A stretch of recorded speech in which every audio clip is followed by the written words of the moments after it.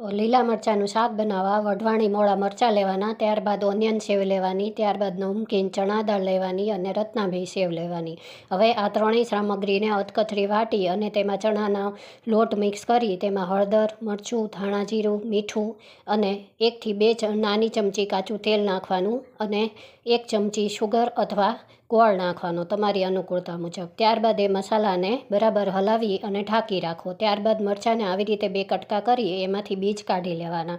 બીજ કાઢી એને મસાલામાં સરસ રીતે બધો મસાલો મરચાંમાં ભરી દેવો. પછી આ મેં ડુંગળી લઈ લીધી છે ઝીણી સમારેલી, ત્યારબાદ લસણની કતરણ લીધી છે. તો સૌથી પહેલાં આપણે કઢાઈમાં તેલ અને ઘી મિક્સ કરી અને લેવાનું. પછી તેલ ઘી ગરમ થાય એટલે એમાં રાઈ નાખવાની.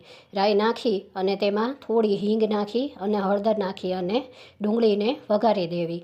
ડુંગળી ગુલાબી થાય પછી આપણે એમાં લસણની કતરણ નાખશું. લસણની કતરણને આપણે ઘીમાં સાતળી નાખીએ એમ સાતળી નાખવાની. ત્યારબાદ હળદર પાવડર નાખવાનો અને પછી આપણે જે મરચાં ભરીને રાખ્યા છે એ એમાં બાફવા મૂકી દેવાના. થોડું મસ્તું પાણી નાખવાનું એટલે મસાલો બળે નહીં. ત્યારબાદ મરચાં બફાઈ જાય એટલે આપણે ધાણા જીરું પાવડર નાખી અને ઉપરથી જે મસાલો બાકી રહ્યો છે એ એમાં નાખી દેવાનો. ત્યારબાદ હળવે હાથે હલાવી દેવાનું અને ઉપરથી લીંબુ નાખીને સર્વ કરવાનું. આપણા ટેસ્ટી એકદમ મરચાંનું શાક રેડી છે.